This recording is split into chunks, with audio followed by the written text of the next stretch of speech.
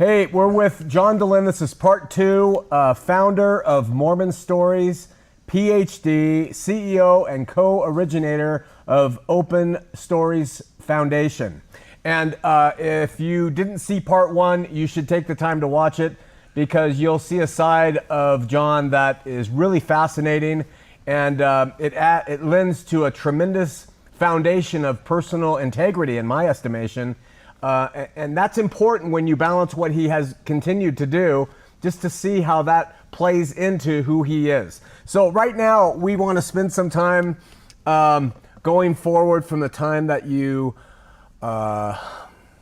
graduated BYU, married, did your time with the church for their general authority, and then what started to happen from there. So I got my dream job, I thought, in 1997-ish. I went to work for Microsoft in Seattle. So it's like at the time, that was every tech guy's dream, was to work for Microsoft, get the stock options, go to the Mecca with Bill Gates and Steve Ballmer and dominate the world through software. So we moved to Seattle, and we're active in our ward there in Issaquah, and was really having a great time. Was starting to make really, really good money and travel the world. I had a very meteoric rise in the company, had back-to-back double promotions 2 years in a row, and was a director just a few years into my time there, and was really on the fast track. But there was just that dark sort of space that I referred to in the last episode, just wouldn't go away. And Frank Capra wouldn't go away. Just this, like, you have to live a meaningful life. You have to live a meaningful life.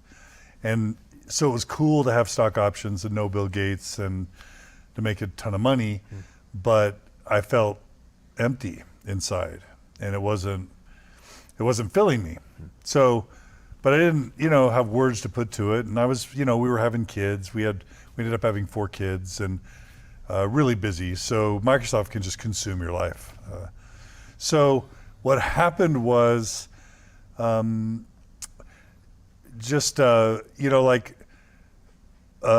bishop ended up asking me to teach Sunday school.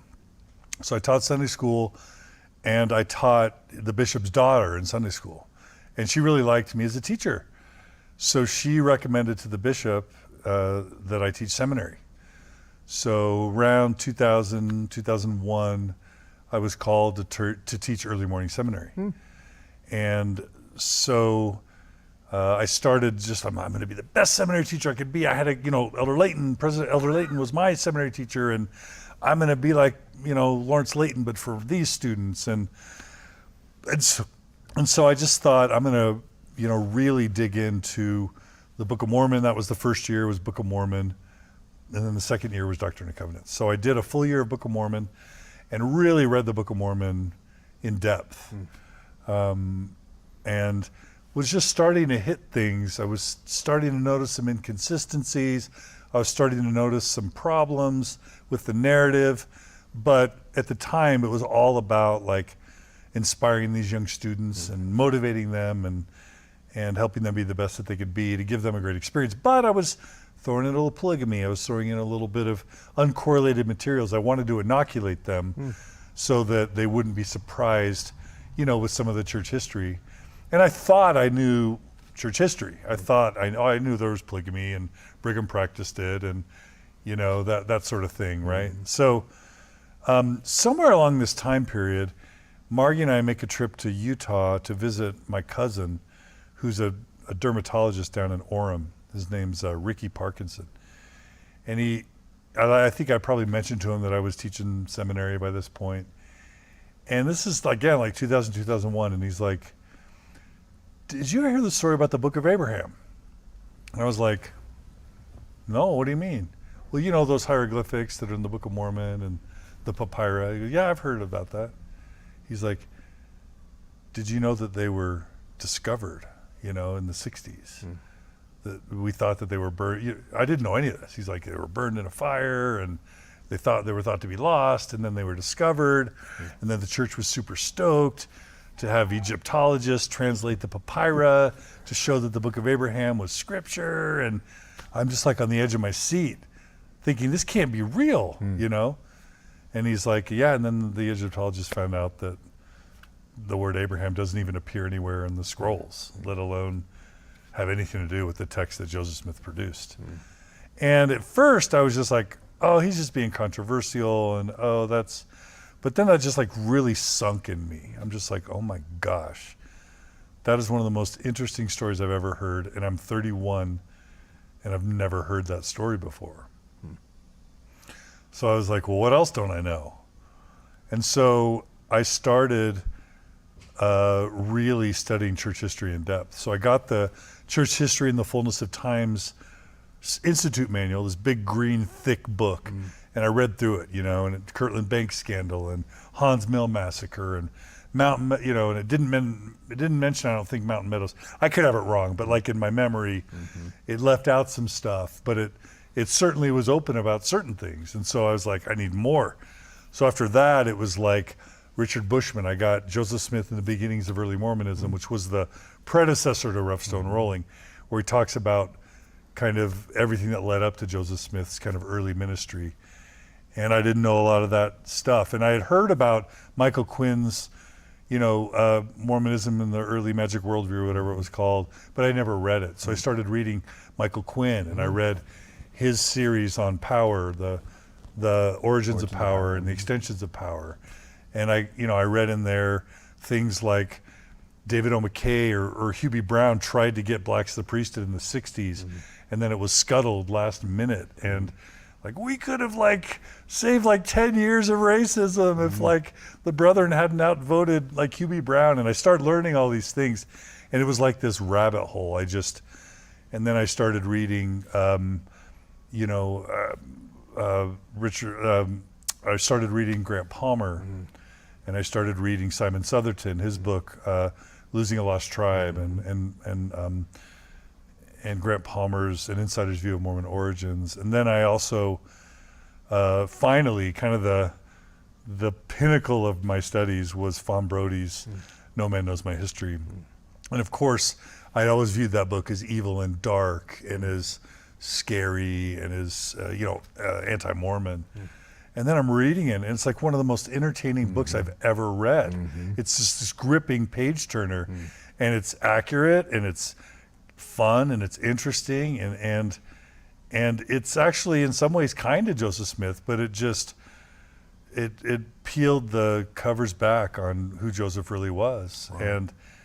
And that was like, I'm just like, by the time I got done with that book, I just remember sitting at my kitchen table in Seattle, and it was the first time where I allowed myself to think the thought, is it possible that it's not true? And that was like the big switch, because I'm like, if it's true, if the church is true, then this is super complex and fraught. But if it's not true, everything immediately makes perfect sense. Everything. Wow. Kind of that Occam's razor moment, right? And so I remember like pulling Margi aside and just saying, Margi, I know I've been like depressed for 2 years and obsessed about reading things and like distracted and unavailable as a husband and a father in some ways, but I just want you to know that the culmination of all this pain and suffering, and I had to resign as seminary teacher. I resigned mid-semester, like D&C, I'm getting into sections 10, 15, and I'm just like, this is not gonna work. And I started teaching the real history, and the CES would send monitors to watch me teach, and then like, you can't say that, you can't say that, you can't do that. And I'm just like, I'm teaching like truth, this is real, these kids need to know, and they weren't having any of it. So I resigned my calling as seminary teacher a year and a half into it, and I told Margi that I didn't believe the church was true anymore, and she just starts crying, but she really gathered a composure quickly, And I said, will you just read No Man Knows My History? That's all I asked. Just read this book. And she, to her credit, she's a reader. She reads like 2 or 3 books a week sometimes. She read it. She comes back to me and she says, okay, what are we going to do now? Wow. So I didn't have to deal with any of this mixed faith marriage stuff, or I never worried that she would leave me. I picked her knowing that she would choose me over the church. And so that was never a problem we had to deal with. It was more, what do we do? But because BYU had primed me for liberal Mormonism, I said, well, what did Eugene England do? And what did Lowell Benyon do? And what did T. Edgar Lyon do? And what did Leonard Arrington do? So I started reading more and more about this progressive Mormonism that I had discovered at BYU. And then I, like, on the internet, stumbled on Sunstone, saw that the September 6th had just had like a 15 or 20 year anniversary, and found out that Lavina Fielding Anderson still attends church. Maxine Hanks ends up getting rebaptized. Avram Gileadi gets rebaptized. Like 4 or 5 of the September 6 either got rebaptized or still attend. I'm like, we could do this. We could do this. Michael Quinn still believes. Yeah. You know what I mean? Like to this day, Michael Quinn still believes. So I'm like, well, I don't have to leave. I'll just I'll help lead a transformation within the church. And I had read Chaim Potok's books. So Chaim Potok is this famous Jewish author who was writing books in the 50s and 60s and 70s. And it was all about how Judaism used to be Orthodox, and they used to view the Bible, the Old Testament, literally, and the Talmud and the Torah, and every word's perfect, right? And then the Holocaust happens, and Jews are like, if this is what it means to be God's chosen people, we're not interested. And they start leading the forefront of art and Hollywood and science and academia, and becoming atheists and questioning God. But then, you know what the Jews do? They form a new branch of Judaism called Reform Judaism. And in Reform Judaism, you can be an atheist. You don't even have to believe that Moses, the founder of your religion, existed. And you can still be a Jew. You can be an atheist rabbi. You could be a lesbian or a gay rabbi. And I'm like, whoa, what if we could do a Reform Mormonism movement where you can not take the Book of Mormon literally, you don't have to follow the brethren, obey them blindly, but you can still have all the tradition, all the dance festivals and youth conferences and temple trips and stake dances and youth programs and seminary. And I don't want to give all that awesome stuff up. You want your kids to have all that? Yeah, I wanted my kids to have it. I wanted the world to have it. Okay. So let's just make Mormonism honest and cool. That's how I came out. So I didn't leave the church. We stayed active. I grew some facial hair. I started wearing Birkenstocks to church, but I looked a little bit disheveled. But I'm like, we're gonna fix this. So I got more and more depressed in my job, more and more feeling this urge to do something. And by 2004, I'm just like, I can't do this anymore. So I literally just resigned my position at Microsoft. Wow. Top of my game. I had made over $200,000 that year, and you only increase. You don't decrease at Microsoft. Wow. You increase. And I just walked away. We had, paid off our cars, and we were coming close to paying off our house. And I just resigned and moved to Logan in 2004. And I enrolled in a PhD program in instructional technology, which at the time was kind of educational technology. Okay. And that was right when Web 2.0 was emerging. So in 2004, podcasts would have first been invented, blogs would have, just been invented. And, the precursor to MySpace, which was the precursor to Facebook, was all erupting in that kind of 2004 timeframe. The iPods were just getting rolled out. The iPhones were kind of a gleam in Steve Jobs' eyes. Wow. And I learned about social media and Web 2.0 that first year of my master's PhD program in instructional technology. And by the end of that, and I attended Sunstone again. So in 2004, first thing I do when I moved to Salt Lake that summer is I seek out Sunstone. And I meet Dan Witherspoon, who is the head of Sunstone. I meet Armand Moss. I meet Michael Quinn. I meet, Greg Prince. I meet all the kind of celebrity, intellectual Mormons that I had been reading about. They were still alive. I mean, Leonard Arrington was dead by then. Lowell Benyon was dead. T. Edgar Lyon was dead. But there were still all the September 6 were there. Maxine Hanks and, Paul and Margaret Toscano. They're all milling around Sunstone. And I'm like, it is time to whoop up. It's time to whoop up on Mormonism and whip things into shape. So I, met with the Dialogue Board. I met with the Sunstone Board. I'm like, how do I help out? We have to transform Mormonism. And everybody's like, this guy's crazy. Who is this guy? And so I'm like, all right, I'll do it myself. So in 2005, I learned about podcasts. There were a couple podcasts out there, even Mormon themed.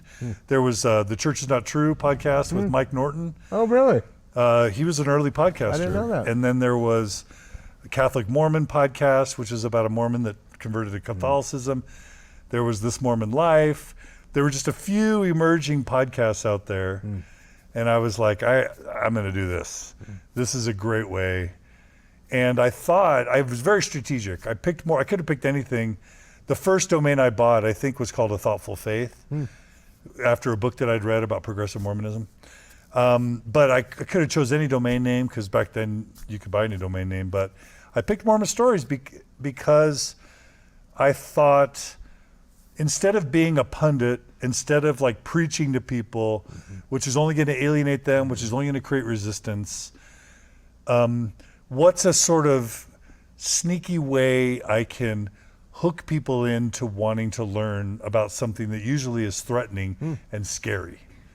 And I thought, stories. We are engineered biologically to sit around a campfire and listen to stories. That's how we evolved over millennia. And stories are very pernicious or insidious in the sense that they're engaging. Once someone starts telling a story, you want to hear the ending. And they don't just inform, but they inspire and they pull the emotion. Because I think I knew by then that from the Bible bashing days, making intellectual arguments was never going to move the needle. You have to move people emotionally to move the needle. And so stories are like Trojan horses. You can deliver the thinking and the information when it's wrapped in a story that moves someone emotionally. You captivate their attention, you move them emotionally, then they're open to the information.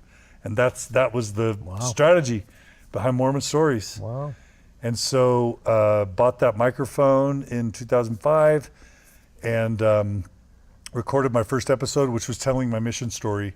I didn't interview anyone, I just told my mission story. And that was my very first episode. And I remember got it all ready and bought the microphone, used Audacity to edit it, figured out how to use WordPress and the blog, got it all ready, got a logo. And I just remember sitting there as I'm about to push that button, you know what I mean? It was do I buy the microphone and then do I release this episode? And for me, the range of possibilities was really wide. It could have been nothing. No one could have cared. I mean, podcasts are just now getting super popular. Yeah. In 2005, no one had ever heard of a podcast, and that was true for years after we started. But I thought this could be nothing, or it could be really small, or it could grow super big and make a huge difference and maybe even make a dent in the church somehow. And I'm like, but what's for sure is I'm at heavy risk of being excommunicated if I do this. But I thought to myself, the faith crisis I went through was too painful. And I'd met enough people going through a faith crisis. I'd seen how it can wreck a marriage. I saw how it could lead to suicide. I saw how it could just really destroy people. And I thought, number one, the church not being honest about its history, that's unacceptable. And number two, people committing their lives to something that isn't what they think it is, that's unacceptable. And if we can just bring it all out in the open, sunlight is the best disinfectant, we can own up to our problems, own up to the weaknesses, talk about it in public, and one of two things will happen. I'll get excommunicated, and that'll free me from something that, was was beautiful, but it was also vexing. Or we'll change the church. We'll freaking change the church, and we'll turn Mormonism into progressive reform Mormonism. Okay. And then the church will be honest, and people will know what they're a member of, and will be a more humane, honest, informed, educated church. So pushed that button and launched my first episode, and we've been going for 13 years. Wow. It is one of the longest running podcasts in the world, Wow. and with the most episodes, because as you know, we have like over 910 Wow. episodes now. Amazing. Yeah, so. Second guest. Yeah, so Greg Prince, the author of the book, the book David O. McKay and the Rise of Modern Mormonism had just come out. And have you read that book? Yeah. It's a groundbreaking book. Yeah. Where it like admits that like when Bruce R. McConkie came out with Mormon doctrine, a lot of the other apostles hated it, and someone did a commission on the book and they found like hundreds of errors and told Bruce not to publish it again, and he got rebuked. But then Joseph Fielding Smith, his father-in-law, got more power and ended up publishing it without the church's permission or something weird like that. And you Good know, book. What? Good book. Interesting book, yeah. And it talked about Fawn Brody and how David O. McKay, you know, struggled with his own niece and whether or not to excommunicate her. It talks about, you know, Juanita Brooks and how they punished her with the Mountain Meadows Massacre, and even Sterling McMurrin, and how David O. McKay said, leave him alone, you know, and it just tells all these amazing stories about intellectual, thoughtful Mormonism and the dark side. And I thought Greg was a great guest. So I had him tell the story of David O. McKay. It wasn't until a year or two ago that I actually had Greg tell his own story. Oh. But that was my first interview. I also, like, my second interview was with Hiram, the fake name of Mike Norton's podcast companion. Oh. So I interviewed the co-host of the Church Is Not True podcast. And, you know, Greg Prince told me, don't do it. Don't ever interview an ex-Mormon. Like, that'll ruin your credibility. But I was just like, we are going to interview both sides. We're going to tell the full story. So I'd interview, you know, the Church Is Not True guy, but then I'd interview John Lynch from FAIR. So I'd have the apologists, you know, give their side. And then I interviewed Grant Palmer, which was really groundbreaking at the time. But then I also interviewed Richard Bushman, and Richard Bushman was willing to come on. Yeah. And then I interviewed like Margaret and Paul Toscano in the September 6th, and it just started rolling. We covered feminism in those early years. We covered racism. I interviewed Darius Gray and Margaret Young about blacks in the priesthood. Wow. I interviewed this guy named Buckley Jepson about how he was gay, but entered into a mixed orientation marriage, but then wanted to kill himself, so he had to get divorced from his wife, and then he had a partner. And you know, this was back in 2005, 2006. This was the first time on such a large scale that these very controversial topics were being discussed. There had always been dialogue, you know, well, not always, but since the 60s, there had been dialogue. And then since the mid 70s, there had been Sunstone Magazine and Sunstone Symposium.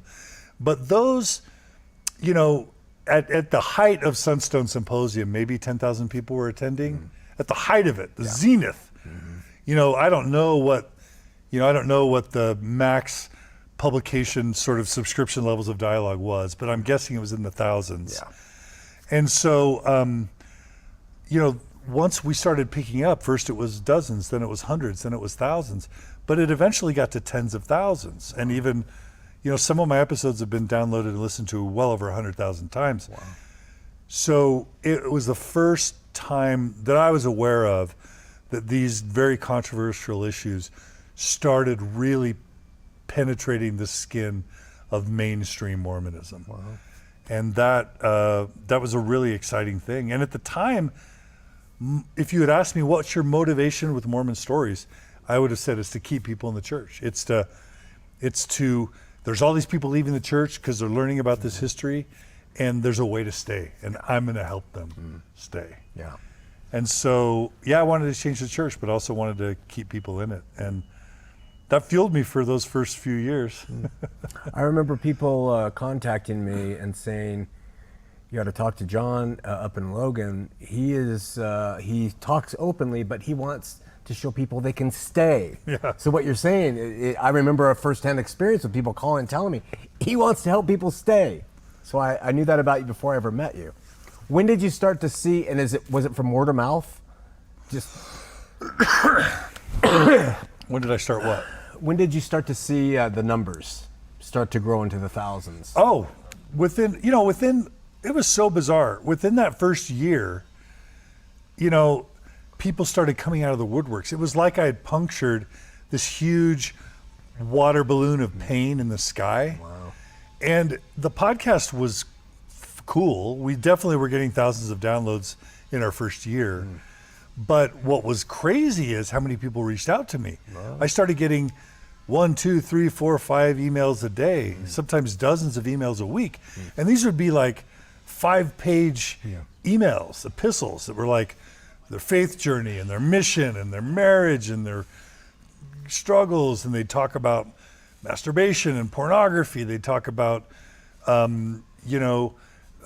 eating disorders and trauma and sexual abuse and ecclesiastical abuse from their leaders and doubting issues and divorce problems and depression and cutting and suicide and closeted gay men who had married women and their kids didn't know and their wives didn't know and they were reaching out to me, and it was really humbling. And it was depressing because I had a sense, I'm like, I can't be the only guy who's going through this. And okay, I've met a few people, but like, how big is this problem? And all of a sudden I realized, because Fawn Brody's book was published in like 45. Yeah. It's not, and the Tanner started in the 60s. Like, it's not like this information hasn't been available, right? Yeah. But somehow before the internet, they were able to label it and ghettoize it in a way to where no one would dare look at it. Or if you did, you could marginalize those people, run them out of the church and smear them so that, you could keep people innocent and blind and kind of ignorant and following, obedient. So when all these people come out of the woodwork, I got overwhelmed. I felt, there's a scene in a Superman movie where like Superman is like flying up into space and he can like hear and see all the pain in the world all at once. And there's even kind of a Christ sort of reference where he's floating and his arms are kind of out to the side as if he's on a crucifix, because you feel like he's kind of taking upon him.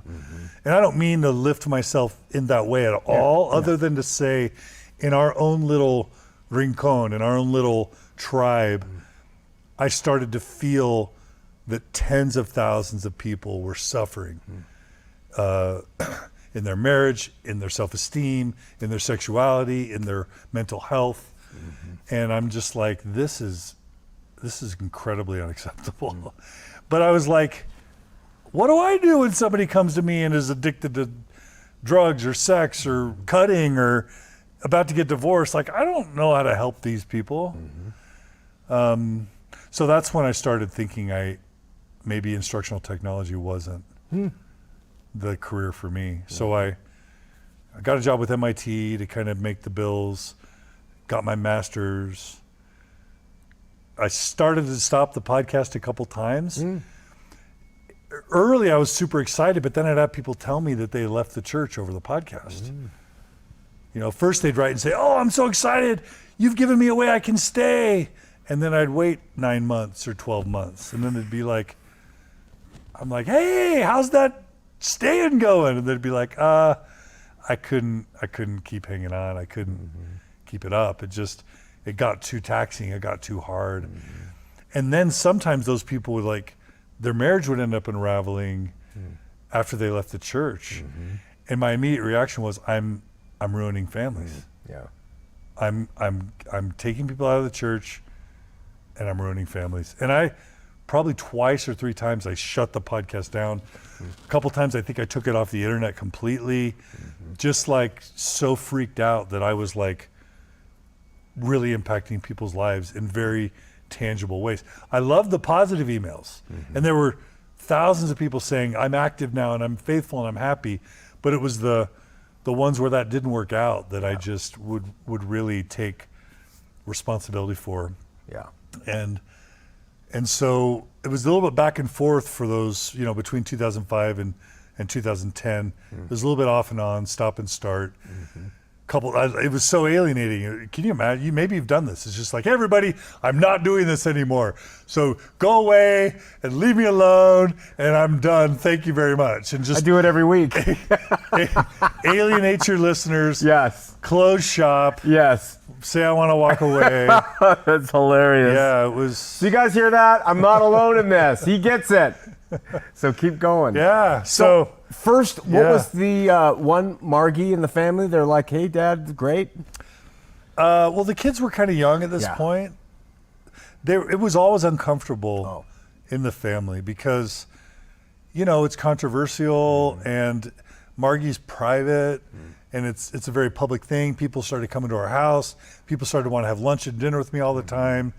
And Margi's just like, what is this? And and Margi's been very supportive, but there were just times where it just wore. I was always obsessed about it. I was waking up at 2 and 3 a.m. to what's my next episode and got to read books and study and figure out this web stuff and take it to the next level. I was obsessed. I mean, if you've ever known someone who's obsessed or seen a movie or been obsessed yourself, for many, many years, I couldn't sleep past 3. And I'd be up working and I'd work all day long into the night and never stop thinking about it. I'd be at dinner eating and people are telling me these great stories and I'd just be like, who's someone I can interview and how do I move the needle? How do I make a bigger difference? And so that was hard on the family. But then there was a point where Margi was just like, can you just move on? Like, get over it. Get over it. Like there's a huge, big, like Margi, when she stopped believing the church was true, she would still attend. But for her, she's like yoga and Buddhism and mindfulness and Brene Brown and, inspirational books. And she just moved on. So intellectually, she was dead to Mormonism, but she was still attending. So she was just like, can't you just get over this? Can we just move on? And I was like a Rottweiler. I was like a pit bull.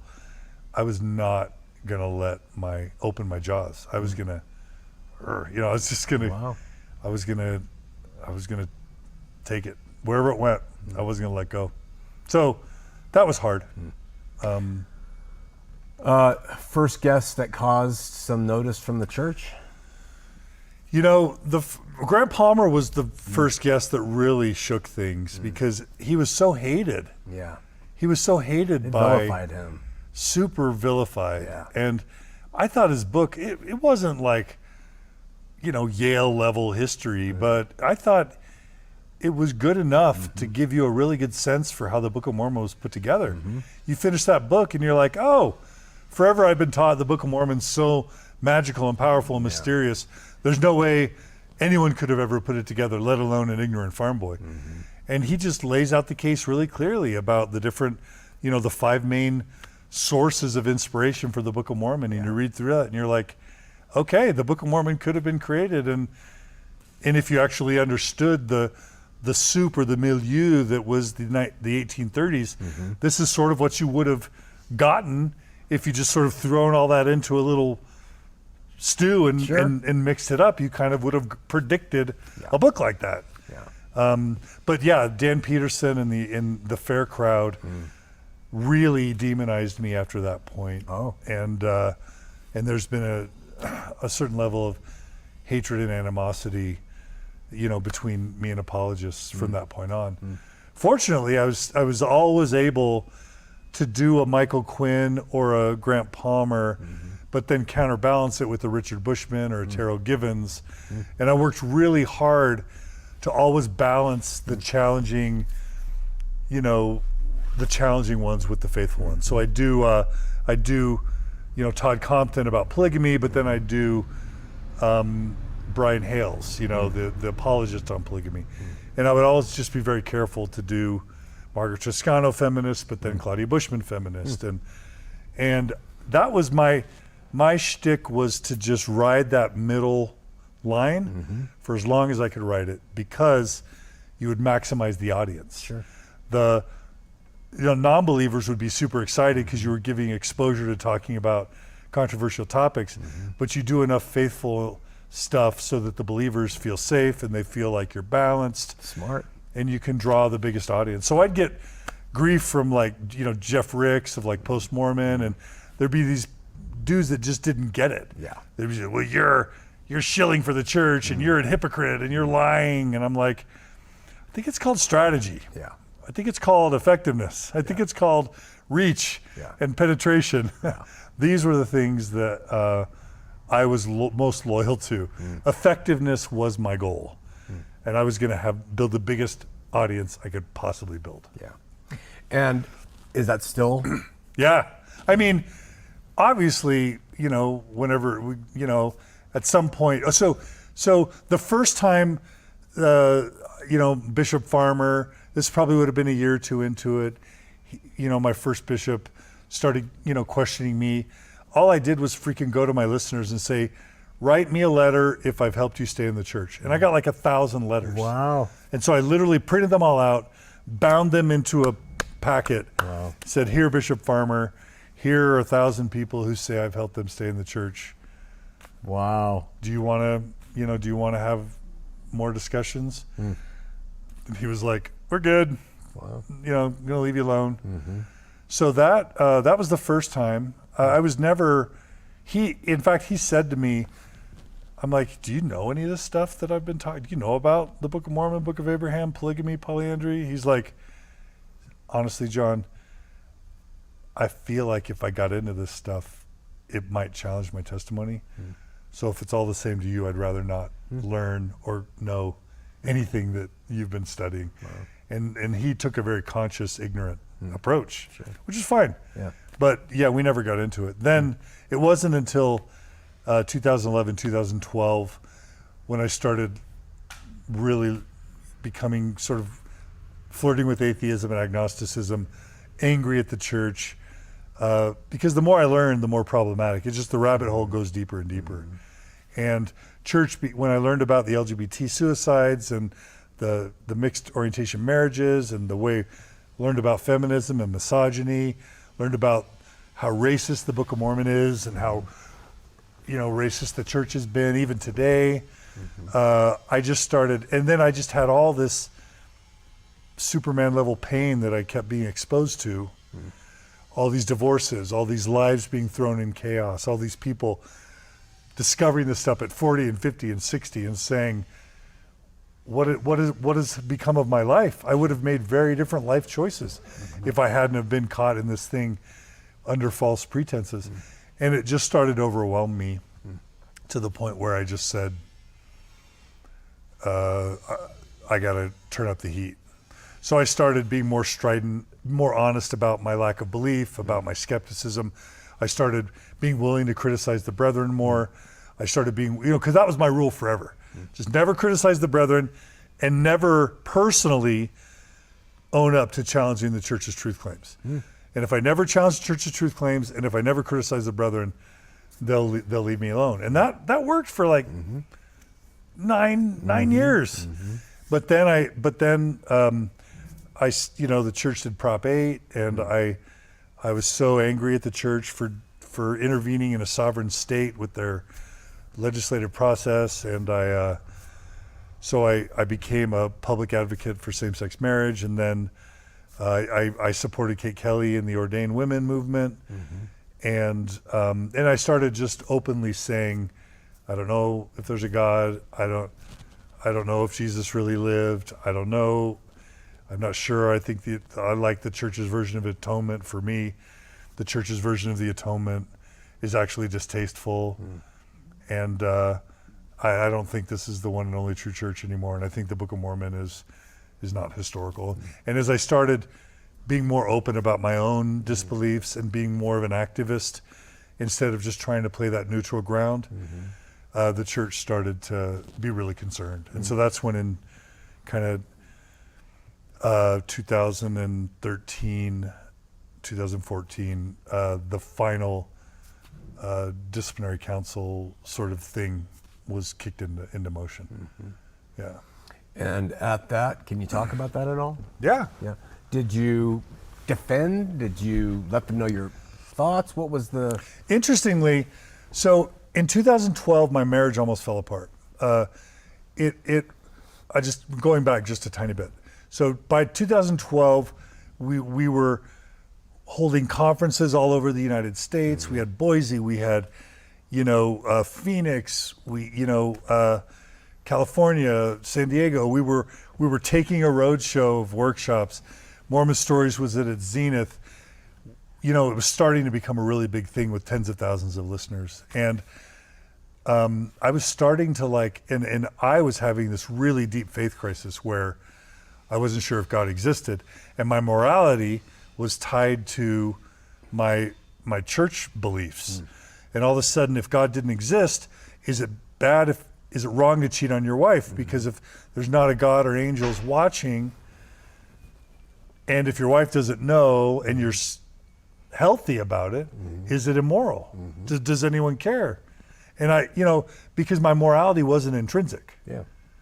And I hear about my friends having all these, they get divorced and then they're dating again and they're in their 40s and they're having great sex and they're starting to try weed and alcohol and having a lot of fun. And I'm like, wow, that kind of looks fun a little bit. And I didn't do any of that stuff ever.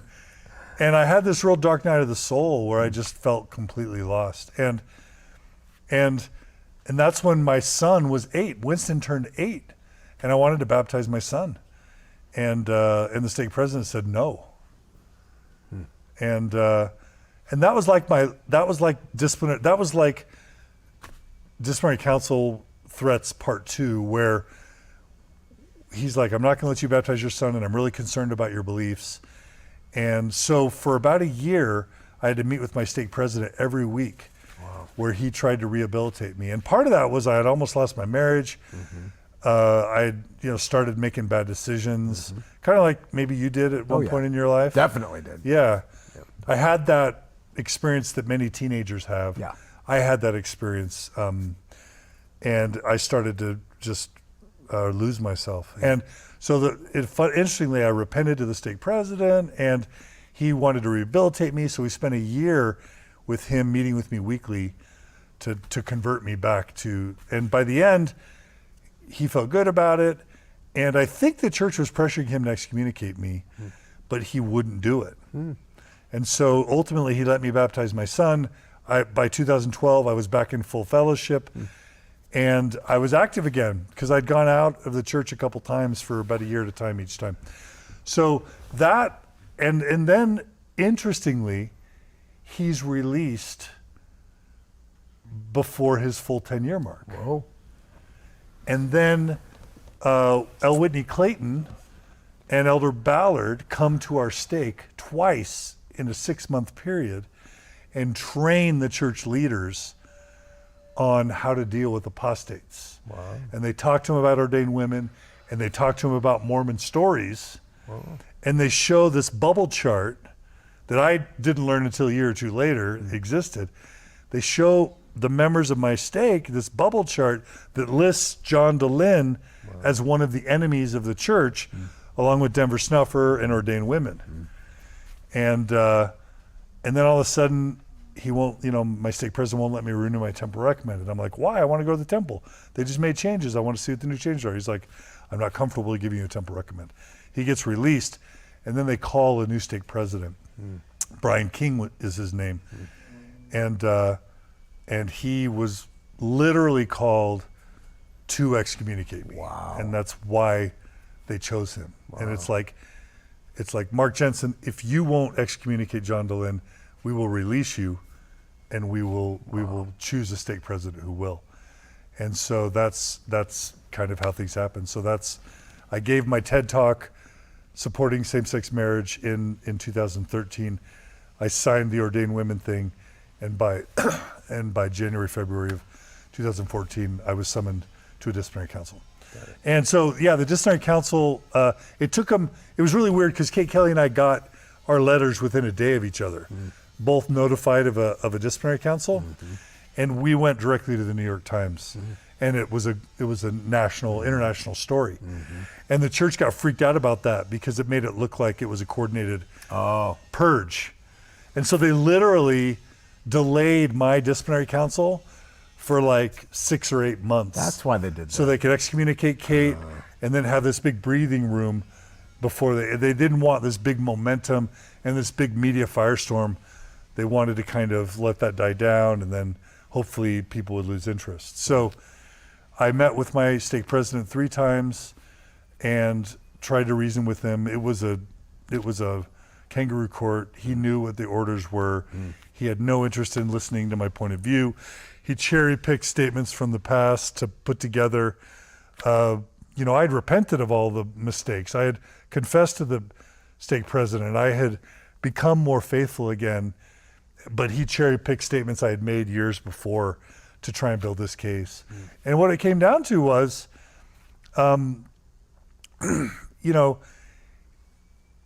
obviously my bishop told me that ordained women and my public support of same-sex marriage were what kicked off this final disciplinary council. They told me that. But that's the first thing I told the media, is that they're excommunicating me because I'm supporting gays and women. Well, that looks really awful for the church. Sure. So immediately the conversation changed with my stake president to my past statements about not believing necessarily in an anthropomorphic God, or not necessarily in a resurrection or an atonement like the church teaches, or not necessarily in a historical Book of Mormon. But it was all a ruse. What it was really about was the reach of Mormon Stories podcast. Wow. And the way I know that's true is because, and by that time I'd been on Good Morning America, I'd been on VH1, I'd been covered in the Wall Street Journal, the New York Times. They were asking me to comment on Mitt Romney's candidacy for presidency. NPR, I'd been on Radio West. I'd probably been on Radio West like 11 times. I was having this huge, tens to hundreds of thousands of people listening. Way too many people were being impacted. And what it came down to, he just basically said, shut down Mormon Stories and don't ever speak up in public again. And that's what it came down to. He didn't really care about what I believed. Oh, and he said, stop supporting causes that run counter to the church's teachings. And I said, what do you mean by that? And he said, ordained women and same-sex marriage. And I'm like, okay, am I going to sell out the women? No. Am I going to sell out my LGBT brothers and sisters that are killing themselves? No. And then I'm like, am I going to go quiet? And I thought back to that Man for All Seasons movie with Sir Thomas More and Henry VIII. And I'm like, I'd rather march to the gallows than sell out my integrity. Do I want to be excommunicated? No. Do I want to get kicked out of my tribe? No. Do I love this church? Absolutely. But selling out my integrity was a bridge too far. So I told them no. And they waited those 5 or 6 months. And then the disciplinary council, which was February 2015. And what did you ask about that? I was just on our break. You summarized it really well. That's not what I was saying. Oh, yeah. How do you summarize it? So those last couple years, between 2012 and 2015, I attended church. We were active. When they called the disciplinary council on me for the final time, my first daughter was planning to go to BYU. She had graduated from seminary. My second daughter was Laurel's president. My third daughter was Beehive president. Wow. We were in it up until the very end. Wow. I wasn't, believing everything. I wasn't doing everything, but we were still very engaged. So anyway, sitting in the pews was very tormenting for me because I'd hear misstatements about Joseph Smith. I'd hear, false teachings. I'd hear them refer to Lamanites and dark skin, or how LGBT people are the sign of the times, or I'd hear them sing praise to the man about a guy who was propositioning, he was a sexual predator. I mean, what else is a sexual predator than what Joseph Smith was? He was not only approaching other men's wives, he was approaching young women, he was having sex with multiple people and using his power to manipulate and coerce people to have sex with him, and then he was smearing and maligning anyone who crossed him, like classic cult sexual predator behavior. And we don't like to use those terms, cult or sexual predator, but any objective reading of history is going to acknowledge that that's what's going on. So I'm sitting there in church, on the one hand, getting my PhD in psychology, where I'm seeing the LGBT suicides, I'm seeing the divorce, I'm seeing how these young youth are tormented over masturbation to the point of wanting to cut their penises off because they can't stop masturbating. It is that serious to the really scrupulous, highly, conscientious Mormons. And then I'm seeing the church deceive people, but then I'm also enjoying what the great influence it is in my life. So I'm thrashing back and forth. And it was really starting to kind of rip me apart. And so, did I want to be excommunicated? No. But calling a disciplinary council on me was in some ways a very fortunate and charitable act, because as barbaric as it is, as mean-spirited and as impersonal and as un-Christ-like as it was, it cut the cord that I wasn't able to cut myself. So it's kind of one of the worst things that's ever happened to me. I would have never chose it, and I'm super grateful that they did it, because life's been amazing since then. But the disciplinary council itself, 15 men around a table, me and Margi, and it was just a kangaroo court. I had 5 witnesses: my mom, my dad, my brother, Bill Bradshaw, and Mike Huband, a guy in my ward. They testified on my behalf. I testified. They were just like picking their teeth and like scratching their rear and looking at their watches. There was no 6 for and 6 against. It was a kangaroo court, and they were just there to get the job done. They didn't even want to look me in the eye. And they pulled the trigger, and they did us a huge favor. But that labeled Mormon Stories as an apostate entity, and me as an apostate. And there is an impact to that, and we can talk about that if you want. But we're going to talk about it next week when we do our third part, and the most engaging part probably with John and I. And so join us next week for that.